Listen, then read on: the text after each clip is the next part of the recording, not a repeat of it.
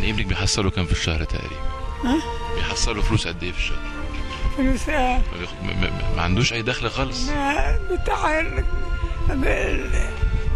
الورق اللي بيلموه ده يوم يطلعوا 10 لا. الورق الزبالة اللي بيلموه يوم يطلعوا 10 لا. طب وانت بتقدري يعني بيقدر يجيب لك اكل وشرب وكده؟ بيجيب لي اللي يجيبوا لي اكله. انا اللي عنده حاجة دراعي وايدي ورجلي.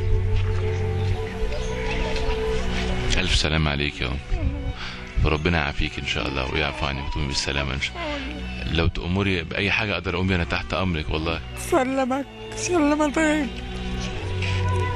النبي لو في أي حاجة أقوم بيها تحت أمرك. اتكل على الله، ربنا يخليك ويحميك ويقويك، ما تشوفش نايمة. ألف سلامة عليك.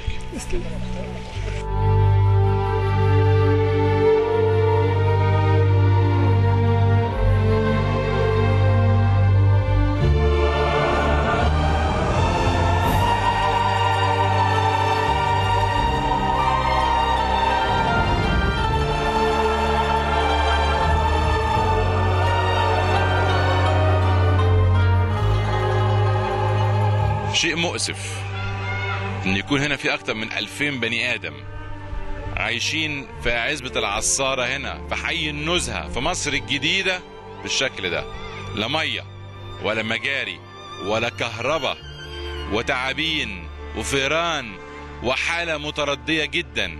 وانا مندهش اذا كان ده ممكن نشوفه في محافظات ومناطق نائية، لكن هل ده مسموح بيه ومقبول هنا في القاهرة؟